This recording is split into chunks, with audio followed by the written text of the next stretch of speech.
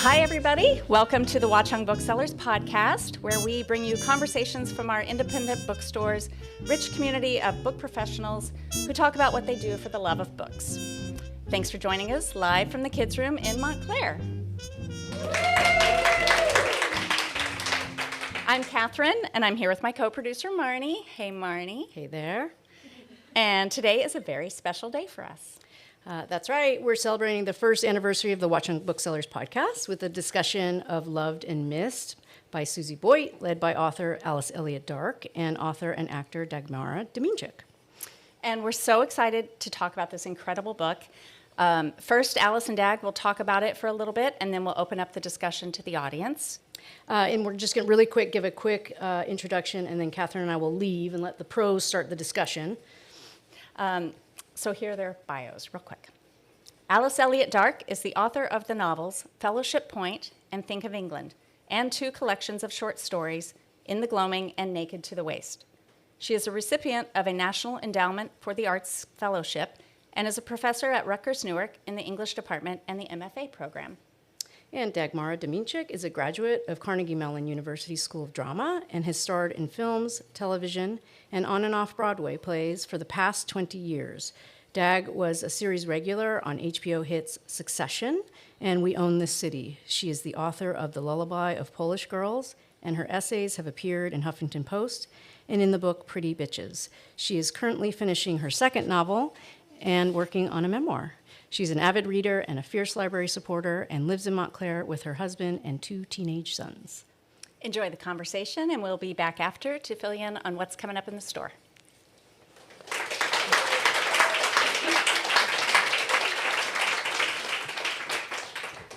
Hi, Dag. Hi, Alice.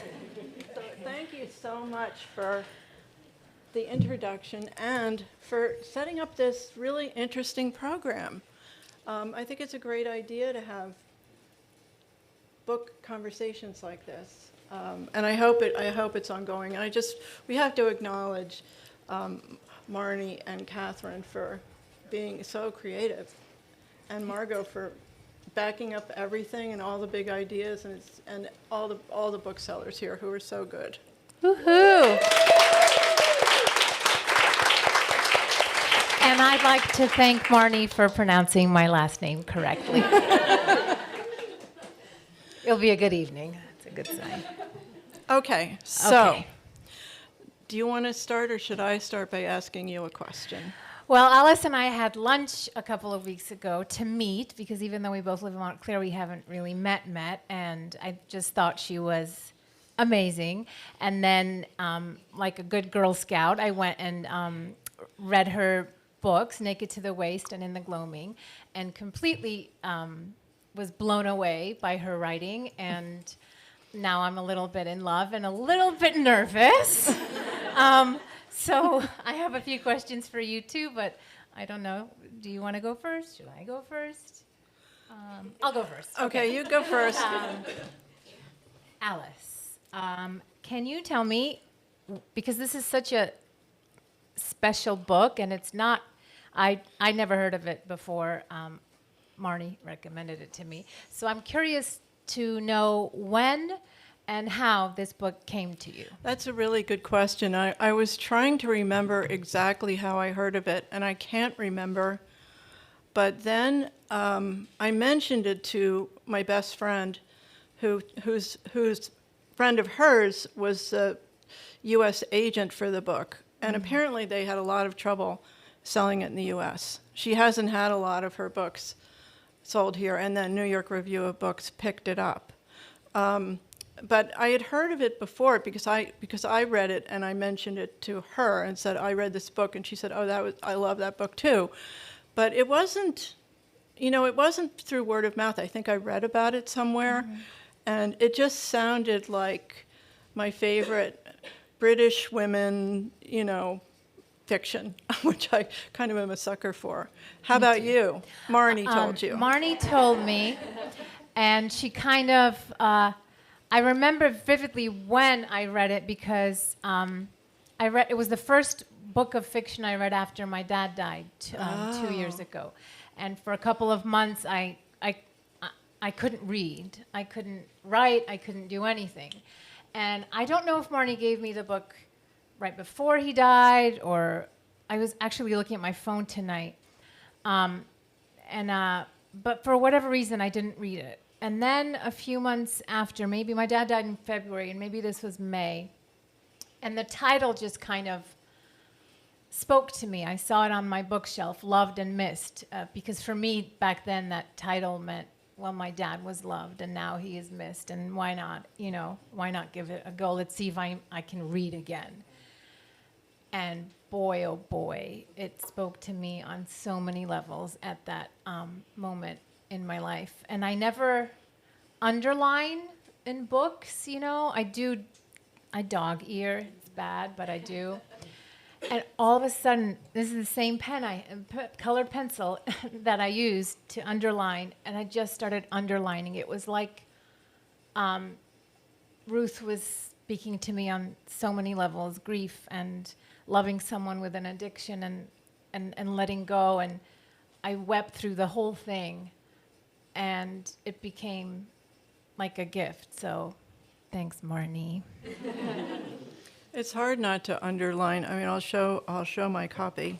Yeah. It's like got lots of Post-its, millions of underlines. And this was all before we even discussed doing this evening. I just was so deeply taken with this book. And I want to ask you about the title, but before that, I want to say that I was so swept up in this book the first time I read it, and I'm really eager to hear everybody's experiences when we come to that. But I realized the second time I read it that I missed so much. I was so enchanted with the language, with the writing, the sentences, and I was just focused on that. And then the second time I read it, I was like, what? She buys the baby? I really literally lost the plot the first time through because I just was enchanted by the language. And I think that's something that happens to me a lot when I read. I do read things twice if I like them, just to make sure I catch all of it. But I find that really fascinating because the second time I read it, it was like a whole different book. Mm-hmm. So I felt like I really got two books, 2 in 1, of understanding the depths of this novel. And I've sort of been in and out of it a few times now.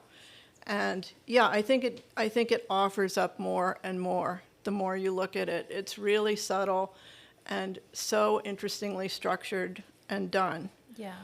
But I wanted to ask you about the title because we find out way late into the book. Also, probably spoilers. Yeah, because there's definitely spoilers. Yeah. So, show of hands, how many have not read it? Sorry, guys. There was a handful of hands that were raised, more than I thought, but oh well. I'm, in my opinion, you can't spoil a good book. You can't. It's really about how it happens and how you get there. It's not what happens. And this is certainly not a whodunit. I mean, there's nothing of that. So if we talk about things that happen, you get to that part when you're reading it, and you'll just be like, oh, I already heard about that. That's wonderful. Now I'm reading it myself. So I think it'll be fine. So later in the book, we find out that Jean and Lily and Ruth are walking past a graveyard. And on a stone, there's the epitaph, loved and missed. Mm-hmm. And Lily, such a genius teenager, says, oh, at first I thought it was loved and missed, and then I thought it was loved and missed. Like it missed, target. It missed missed the mark, which I hadn't thought of that until she said it. And then that was just like opening up the whole book. Yeah. So many themes of the book. It was so brilliant and such a brilliant title. How about you? What was your experience? With the title? Yeah. Also, Alice, just so you know, my first was, what did the title mean to you when you first read it? And then at the end of reading. Great minds. Okay. It's also funny that we had such opposite reading experiences because I, too, just read it again. I tend to not read things again. I don't know why. I don't. And then I'm always hunting for like awesome book quotes, and maybe if I read more than once, I would remember them. But this week I read it again just to prep myself, and it was this time around where I was struck by the language, by what she does with words, by how her sentences are fragmented or they go on, by the structure of the book. And the first time I read it, I read it from such a raw place that I missed all of that, and I was just fully gave myself unto the emotion Ruth was showing, hiding, battling. And so it's so funny that we had like opposite experiences. For me, like I said, because I was coming at it from a place where I was newly missing someone I loved, that's all it meant to me. To me, it felt like the title was spoken to someone. You were so loved and you are missed. And then at the end, when I read it again the second time, I realized, oh my gosh, there's like triple meanings in this title. It's quite genius. It's a verb, it's a directive, it's a missed is, missed like the mark. I loved you and I missed totally how to love you. So yeah. Yeah, it's a beautiful title, and picks up on that on those themes. The next question I have for you, Dag, is do you feel that the point of view is first person Ruth and then it switches to first person Lily? That is a spoiler because it's kind of... But that happens at the very It's a big surprise when it happens, but did you feel like Ruth was telling the story with someone in mind? I wondered because I felt like it was so intimate and she was so kind of defending a choice that she had made, that I felt that there was someone that was more specific than like a general audience, that there was someone there, and I wondered if you felt that way too. I don't have a person in mind. Right. I think it was me. But, I think it was like she's telling, I need you to understand, but I felt that there was an implied you, more than there is a lot of times with a first-person narrator. Yes. I thought, even though it's first person, and she lets us into her frame of mind, or it felt the opposite of indulgent, it just kind of presented her life back then, now, as fact, as what was happening to her, page to page, memory to memory. And it was opposite of precious, or it didn't feel like this character was toying with the reader's emotion or anyone else's. It was so plainly stated, all the complexities of loving a daughter who's a drug addict, of raising a granddaughter, and then what happens to Ruth herself at the end. I don't know if I felt like... I felt such intimacy that I also had this kind of feeling like this is meant to be, she's meaning to chronicle this for someone. But I don't know for who. Yeah, but, I didn't but know it for was who so either. intimate and small in a way. She wasn't making these giant statements about her life, but just like step by step revealing what it is like to love and miss, I guess. I don't know, but yeah. Okay, my next question for you, Alice Elliott Dark. Okay, what parts of the book, whether it's a certain character, a certain theme that is touched upon, spoke directly to you, that you have an intimate knowledge of, and what was completely kind of foreign or new? Do you know what I mean by that? I do. Okay, good. I think I was very implicated by how she moved from the present to the past because of shame. Something would happen in the present, like in the beginning, her friend Christine says, "Oh, I saw your daughter Eleanor sitting on the street with a bunch of other addicts, and I gave her 10 pounds. And then in the next scene, she remembers something she's deeply ashamed of, which is that she also gives Eleanor 4,000 pounds, but it's in exchange for Eleanor's daughter, her granddaughter. And I think that happens throughout the book when we move from the present to one of her memories of her past, her childhood, or, and especially at the end, we get a scene where the person that she had an affair with, who I think, well, we'll talk about that, who's Eleanor's father. Right. But she had an affair with her friend Christine's husband, and she's so ashamed. It's, again, shame, and then her mother's death, shame. And I really felt like I never exactly said to myself that when I get triggered by something and then I have like a very powerful, disturbing memory of the past, that it's shame that has brought me back there. And I've never seen it illustrated in a book this way. Yeah. But I thought it was unbelievably effective. Yeah. And so painful. Yeah. Because this is a woman who, we can discuss the morals of what she did, but she definitely is trying hard. She tried hard with her daughter. She's trying hard with Lily. She's a very popular teacher at her school. She's doing her best to keep her head above water in a very difficult life. And to feel that she carries that much shame.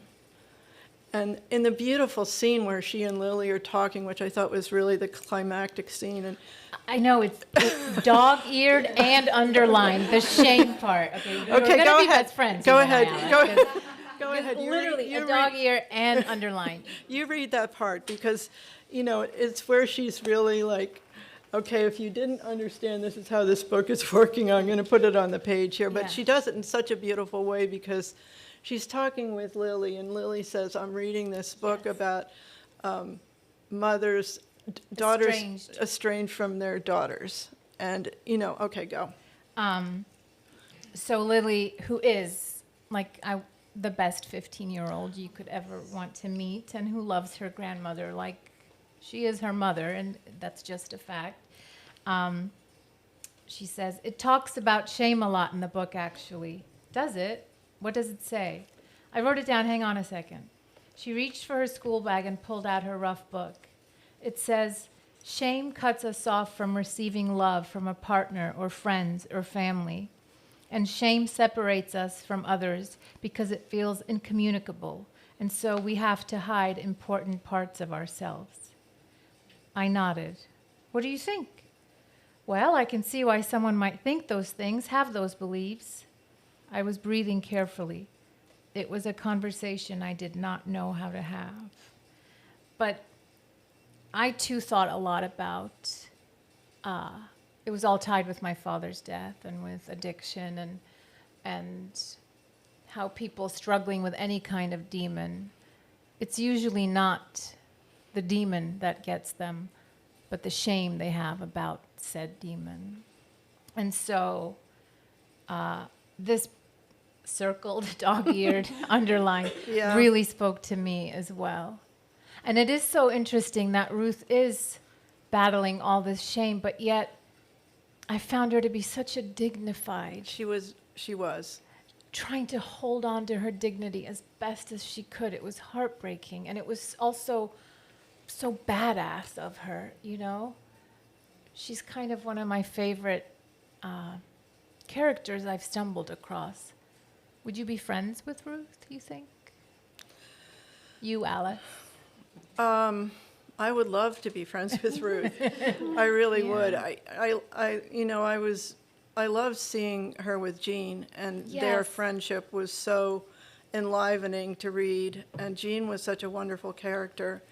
And I liked seeing her with her old friends too. Like, the book opens in a kind of an interesting place of, she says the ghosts. So I had an evening of old ghosts, and they were her childhood friends who she had like when she was, a preteen, it seemed like. She went to school with them. And I liked, this is an aside, but I liked using the word ghosts in the first sentence, because this is such a haunted book. And they weren't ghosts, they were her real friends, but it was such an interesting way to put it. They haunted her because they knew about her past. Yeah, I love people like Ruth who are very self-contained and just stiff upper lip, you know. You never really heard her complain about anything. She doesn't impose any of her problems on Lily. She feels that she did on Eleanor.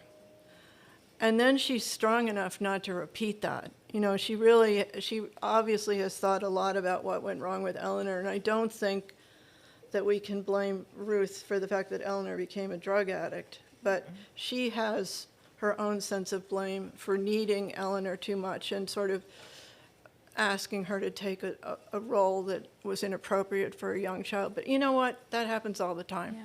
You know, we do need our kids. Yeah. And sometimes it just goes in that direction. So I thought she was hard on herself about that.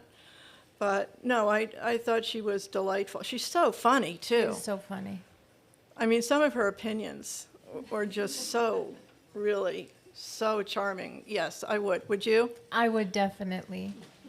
And that's the one problem, but even last night when I got to the part that I got to, that I remember just like, bleh, I just was wiping away tears. I knew what was going to happen, and it did, and I just wanted kind of I don't know, I just wanted Ruth to get, I wanted a better ending for her, but I also understood that that's life, like you said. And even in her dignity, even in her stiff upper lip and making her witty, dry opinions known, you know, then there comes a passage where she locks herself in the bathroom and says, and then I punched myself in the face because she couldn't take everything that was going on. And then she moves on, and she's so human.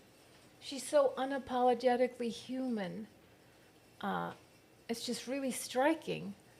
And none of it is, like I said, there's nothing performative about this book, and yet it's so full of the heavy, real things that women and people go through in life. I also really loved the way that she entered into scenes, like that first one that we were talking about, and then the second chapter, you see her take a painting that we find out later was given to her by her husband, and she goes and sells it at a cafe and is given 4,000 pounds for it. You have no idea why any of this is happening. And I really love this. You know, you gradually get into the situation and the scene, but it really is like the way she would be telling the story to herself. You know, so it's like her, oh, and then that day that I sold the painting. You know, it starts there instead of saying, then that day that it was Lily's christening. You know, it's like her memory of it, which I think was such a great strategy because of the writing was so great, I'm willing to wait to find out what's happening in the situations. It's like Susie Boyt has faith in the audience that finds this book and isn't catering to anyone but the people who will fall in love with this book, you know? So she's not spelling everything out, and you have to kind of, you're just along for this ride, and you're just following Ruth from page to page, which I also loved. And so I also read it slowly. Usually I'm a very fast reader, and I just parceled it out for myself because it made me think so much and reflect and, you know, I don't know. Well, I would love to ask you about what she does about Lily. And it's kind of a two-part question because her decision that it's not going to work for Lily to be with Eleanor. Mm-hmm. So she's really making a choice between Lily and Eleanor. And it's very heartbreaking. I found it extremely heartbreaking because Eleanor keeps wanting Lily back. And Ruth won't give Lily back. And, you know, I thought it was so well portrayed, and we're so involved in Ruth's mind that we completely understand why she does this. But then when you step away from it, you're like, this is really a complicated situation. And, you know, it bears a lot of thinking and discussion. I'd love to talk to everybody what they thought about her actions. But I wondered what you thought about that and how it was presented and the role of Jean in this. Mm-hmm. Because Jean is, you know, if Jean's her like sounding board about this, I love Jean too. She's that friend that will just give her that extra boost that she needs, that kind of, even though Ruth is direct, I think Jean is the straight shooter, and she says it like it is and kind of gives her like the impetus to take Lily. And I'm so glad she did. And I think partly Ruth has come to understand the disease of addiction in her daughter, and she is able to love her as best as she can without judging her, as best as she can, like trying her best. So what else is there to do? She's lost her daughter to this disease, this addiction, and yet, she never closes the door on her, really, which is such a feat. We live in such a culture where anybody toxic, anybody difficult that we love, especially suffering, it's very hard to love an addict. It's very hard. And so the fact that she doesn't close that door all the way, and yet understands somewhere in her maternal mind that her daughter will not be able to take care of Lily. And in a way, I felt like I can't save her. I cannot save Eleanor. And maybe she wasn't thinking, at the end when Lily thanks her for everything, and people tell her, you saved this girl, you saved Lily. Ruth can't almost, to her it felt like a selfish act, like a replacement maybe, or she was questioning that, and the least she could do. And yet it was the most heroic thing she could have done. That's how about you? I like the way she told it too, because we get the scene of her giving them the money, and it's a very subtle, it just it unfolds very slowly, and then she has that wonderful moment when she looks over and she sees that the priest saw the whole thing, and she thinks that he's judging her. I didn't, but she thinks that. But then later, so she gives it to the reader like, okay, I traded money for the baby, and it's a shock. It's a shock. But then later she tells us Lily was in the hospital. She was born an addict. She was in the hospital. She finally had to be given morphine because nothing could calm her down. I went over every day. I cooked. I did, I was keeping the house afloat. And then finally after the 7 months, she's like, this is untenable. It's an untenable situation. But she doesn't give that to us first, which I thought was so smart. She lets us have our reactions to this situation before she tells us why she did it. Just really good writing and really good plotting, to understand how to allow the reader to have their response to this complex moral situation, but then to bring the character back in, and then we're back with her again. I loved that. I thought that was so good. It was. You become part of the story, and just that kind of, what would I have done? What would I do? What would you do? And calling in mind your own judgments, your own, preconceptions about you. Basically, later she says, I sort of kidnapped you. Yeah. But it was for that money, so. Is it time for us to open up? All right. So, in the beginning, I had a lot of trouble with Ruth because she was the emotion was so repressed. And when she talked about... Really? Yeah. I totally identify with it. Actually, it's what I love about your writing, is this repressed emotion. Thank you. But she talked about her daughter Eleanor as being sick or having a little problem. And I'm like, she's an addict. Like, there was no initial recognition, but as you said, the story unfolded so beautifully that you learned all that. But along with all this repressed emotion, then you get to Lily, and it's just pouring with love and openness. And so to me, that was a beautiful contrast. Yeah, it's really interesting, too, about, just the discussion of Eleanor's addiction, because, she does keep it, the reality of it, even though she understands what's going on and she doesn't expect much from her and she doesn't condemn her or judge her, but she's not explicit about it. Lily is. You know, when we get to Lily, she has all the language about exactly what's going on, and Ruth never really does. You know, she tries at the very last when she thinks, okay, she's going to have to take over. So she goes to that 12-step meeting, which is, you know, of course she hates it. It's, you know, she hates it, but she doesn't take it on at a certain level that Lily actually does. Lily takes it on much more directly. But Lily's a whole person, and Ruth isn't a whole person, you know. You see where she's, well, what I mean by that is she's riddled with guilt, shame, all kinds of things. And as far as we see with Lily, she isn't.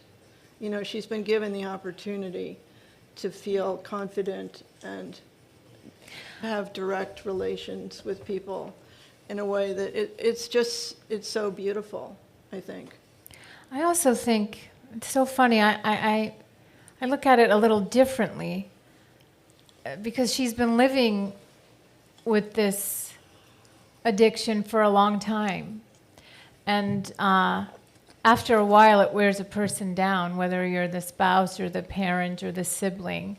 And so to call her sick or is not demeaning, but it's you yourself learning to live with that so that every day isn't you weeping on your knees. You know, it's kind of a protective thing after a while.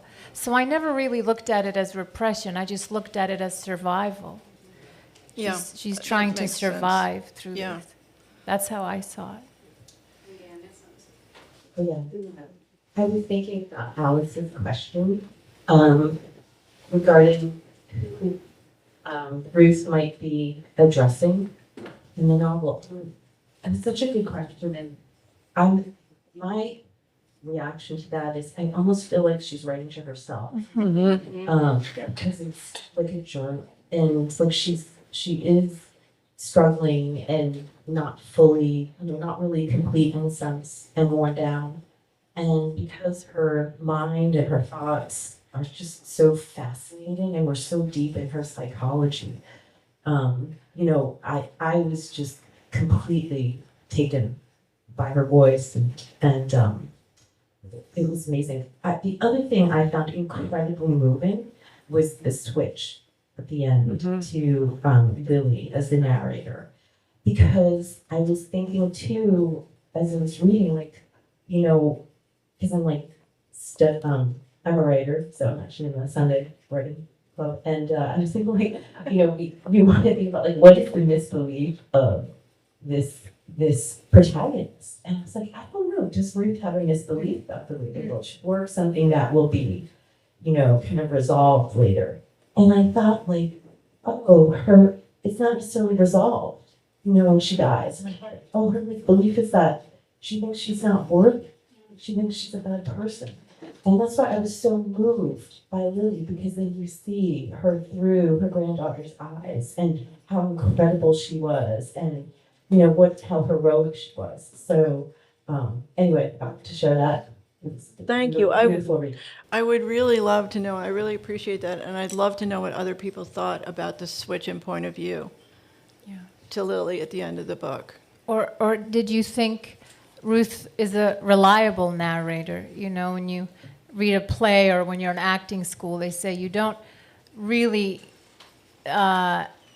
understand your character by what they say about themselves, but what others say about them.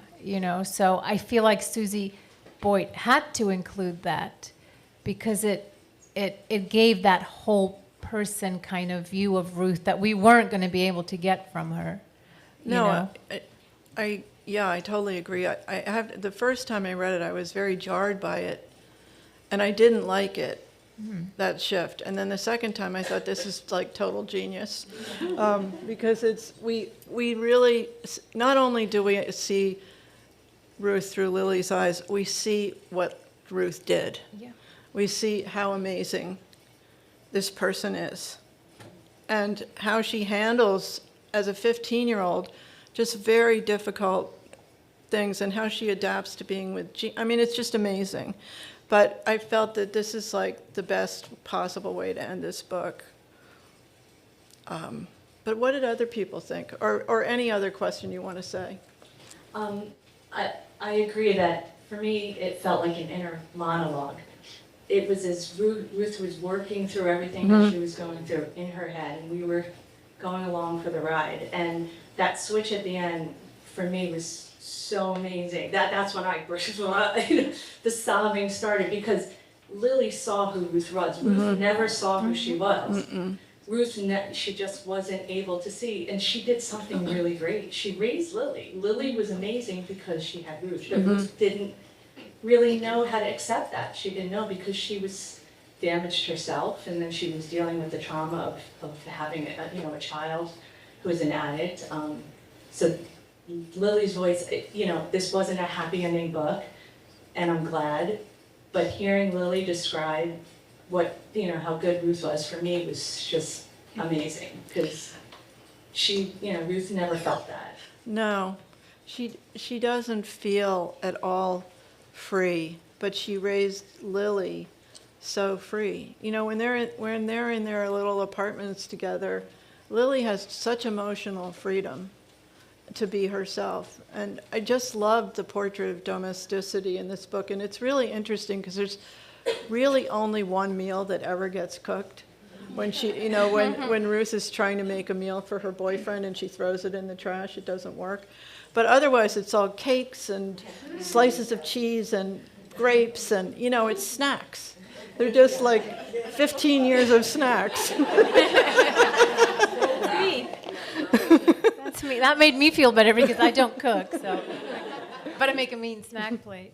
Also, that for mothers, that kind of juxtaposition of, and it doesn't have to be as dramatic or full of despair. It's just watching your child become an adult and you not having the kind of weight and the kind of influence that you once had. And I'm not even just talking about, what happens to Eleanor, versus that kind of yes, and that Lily is. Yes, she's so optimistic. She's so full of love.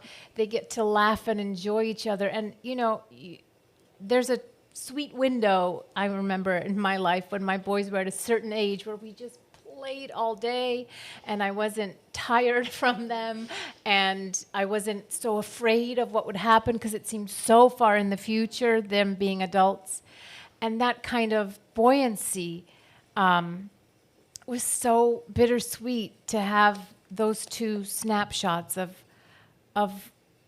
what a child is. A child that is a grown-up and a child that is just blossoming. And but there is one moment, do you remember it, Alice, in the book, where Lily says to the doctor, "Oh, I hope that you never talk to your mother the way you just talked to mine."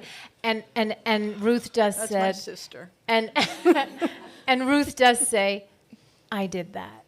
Yeah. And I was so happy for her in that moment, that so she great. felt that pride. Yeah. That It really Lily was was- able to just knock that asshole It down. was, yeah. And she did it with such dignity. She Yes. got the dignity Yes. from Ruth. That's all we want, right? Get our good stuff, okay? Just the good stuff.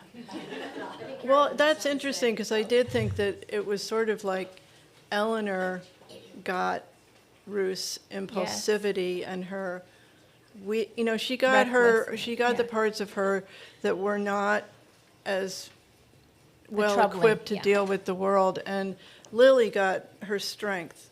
And I thought that was wonderful too, to show different parts of Ruth's personality between how these two people that she raised, what they became. Yes. We're using a lot of terms like, amazing for Ruth, but I'm glad to have that leave-in with her affair with her friend's husband, because otherwise it's too much of a one-dimensional positive character in my mind. And while I admire the descriptions of domesticity, sometimes, I mean, I thought this was a brilliant way of writing.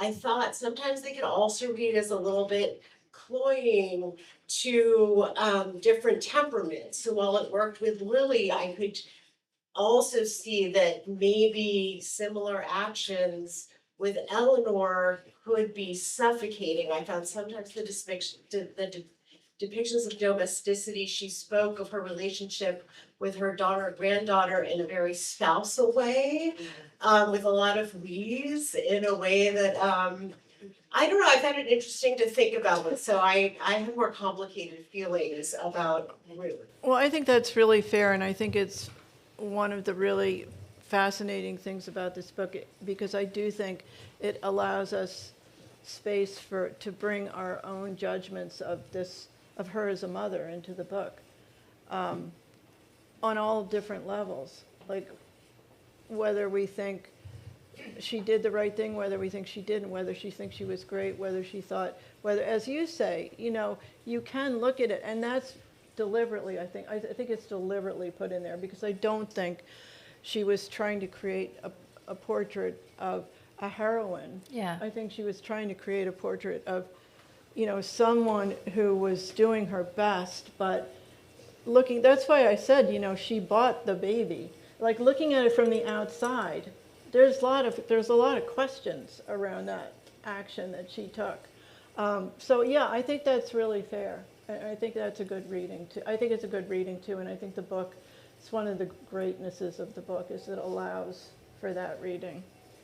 Yeah, and I never looked at her as a positive character. Like, she's not an optimist. She's not a saint by all means. Like, sometimes I wanted to shake her a little bit, But it is, again, what we bring into her. We start to psychoanalyze her.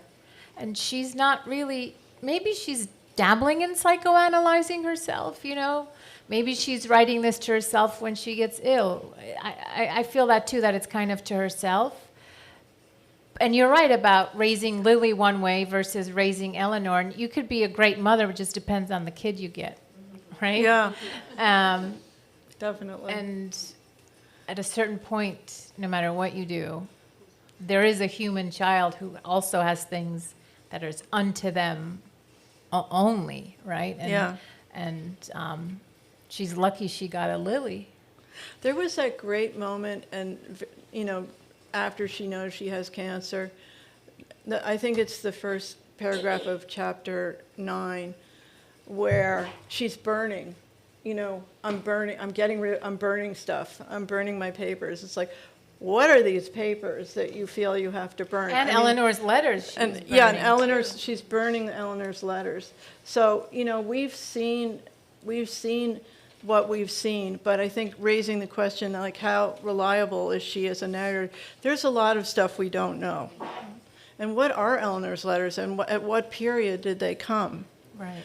Because we see her trying to reach out and get in touch with Eleanor. We don't really see the reverse. It's not, that part of the story isn't told to us. So, yeah. I have a question. Does anyone else, yeah. Okay, yeah. I don't know. Oh, go for it.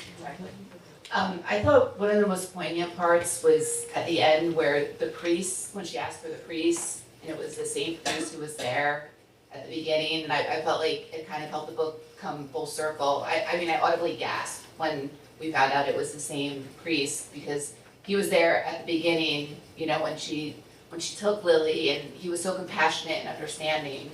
And then to be there 15 years later to see that she succeeded and was able, to raise this baby, I just felt that was really just a moving part, and just something I wasn't expecting to happen.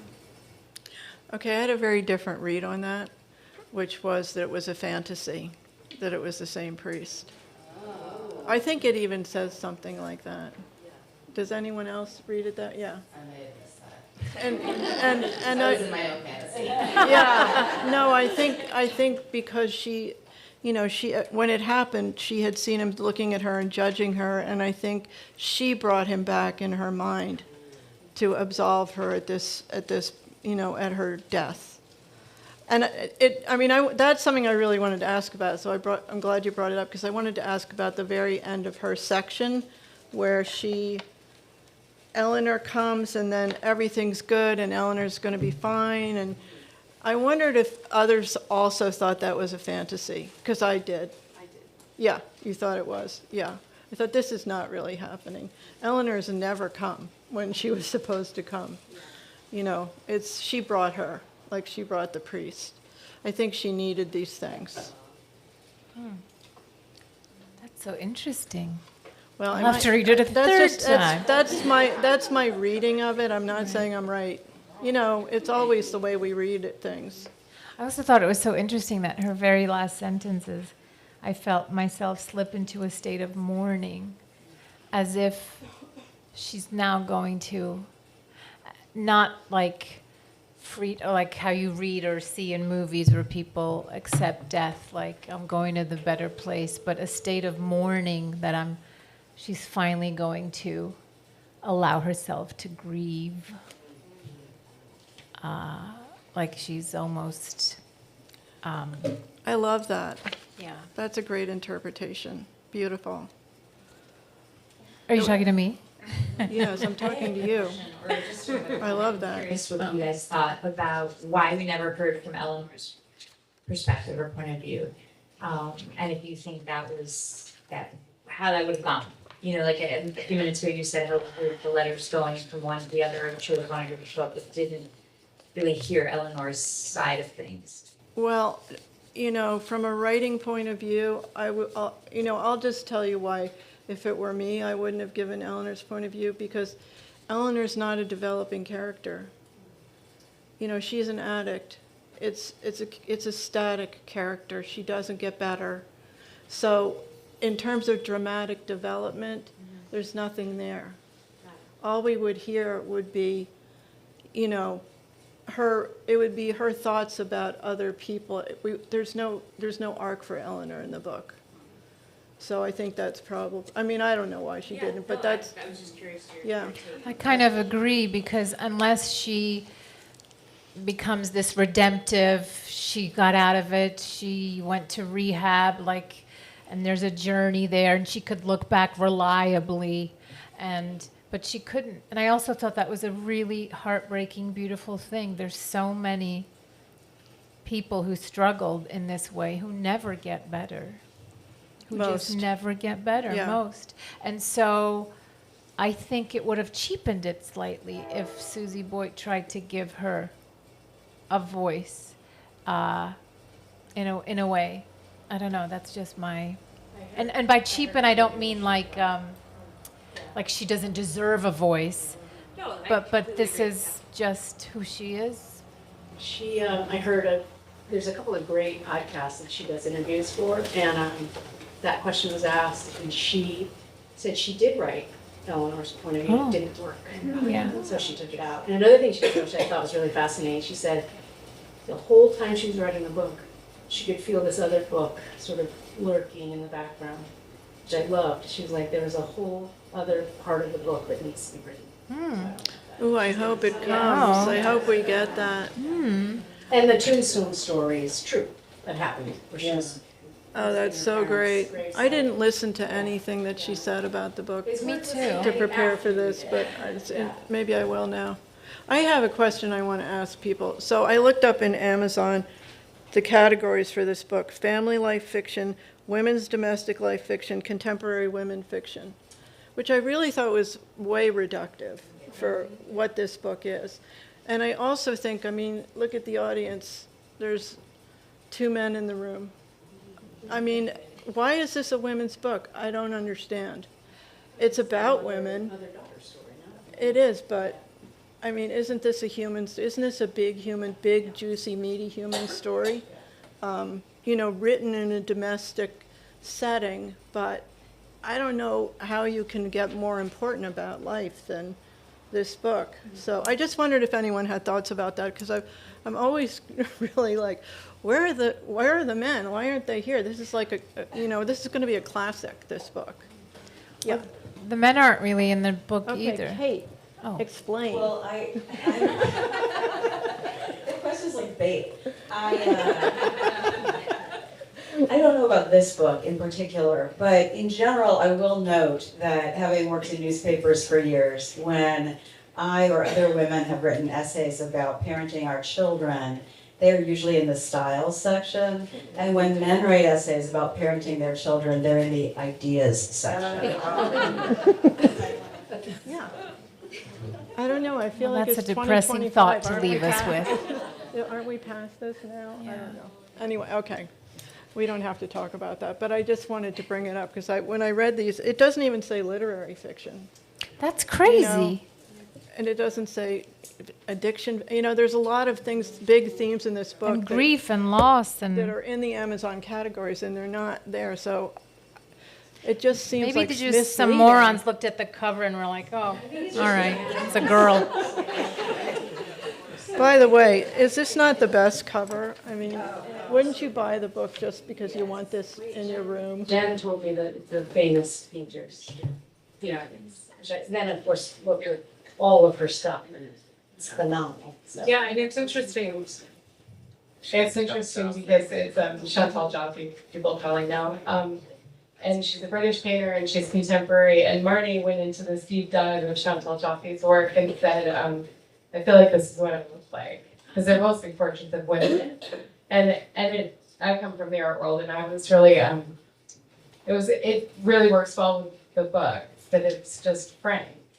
Yeah. And it's not made up, and it's not, we were joking that they're definitely not paintings from a mirror or from a selfie, like they're just very, They're not images of beauty. None of her, very few of the paintings you look at. So this was, it was a self-portrait by the painter? Is that what you're saying? oh no, she has a whole lot of paintings of mothers and daughters. Okay. Just that they're not glamorous. They're never glamorous, but the clothes are amazing. No, I love, yeah. No, I think this is so beautiful. I wondered, you mentioned that Eleanor coming back when Ruth is in the hospital was a fantasy, and that we all know that addicts aren't going to come through. But didn't you think for a while she might come when Lily was so worried about what's in the apartment and how I did? You mean when she tells her, come take whatever you want? Yeah, I thought she might come. And I guess that's my, But isn't that always the hope of if you? I guess that's maybe like Lily has been somewhat immune to that. She hasn't experienced it in the same way that Ruth did. Ruth, of course, knew. And that's what leads to that beautiful scene where they discuss shame. That, when Eleanor doesn't show up that day. Oh, no, that's a different day. That's a different Eleanor day. doesn't show up that day because, Or maybe she showed up, but she's just as in a bad way as before, and it's just to help Lily is making up the part to help Ruth. I also think as much as, as you were saying, Dag, that just to protect herself, Ruth had to, think of Eleanor in certain terms. And I think the same thing for Eleanor, because she wanted Lily, like the first year of her life. And then she wasn't going to get her, so she had to distance herself, which is very sad. I found that extremely sad. I felt really sad about Eleanor the whole time. Yeah, I went into this book, I think with a lot of TV shows and movies in the back of my mind, thinking that there would be this big redemptive arc. And I felt that my expectations were let down, which is truly the experience of loving someone with addiction, right? So in that way, the book is reflecting that back. But what I just put together when you were talking about at her deathbed that she goes into death mourning, it made me wonder if she's finally able to mourn the fact that those hopes and dreams will never be fulfilled. Because she must all the way to her deathbed be holding on to that hope and wish. And only at her death does she actually grieve it won't happen. You're right. Yeah. I think so too. And I love that there's no romanticizing. There's no romanticizing. Even the cute moments she has with Lily, you can't help but think like she had to take Lily, otherwise she would not be able to go on, Ruth, I don't think, or she would completely close herself off from the world. And so Lily was a literal lifeline for her. But even so, there's so little romanticizing all these big themes in the book. And it's such an act of bravery as a writer, I think, to do that, because you're not counting on the audience's empathy.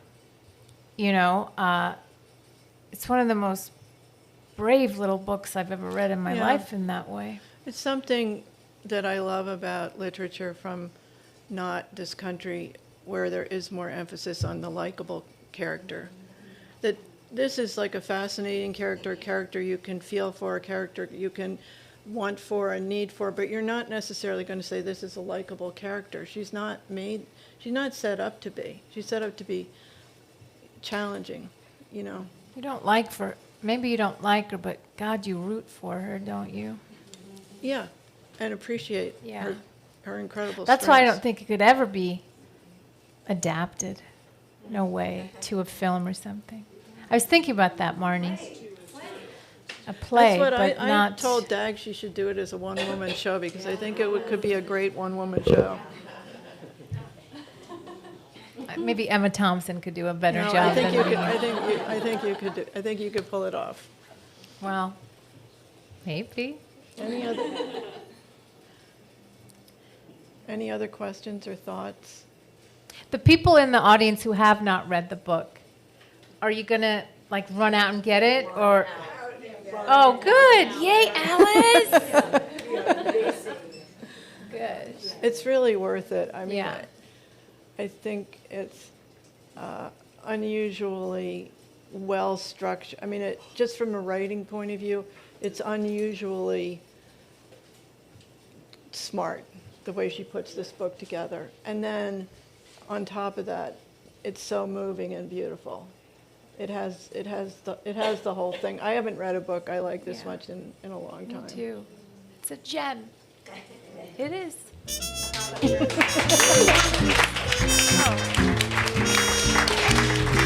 Thank you, Dag and Alice, for your brilliant insights, and to everyone who joined us live and is listening to the show now.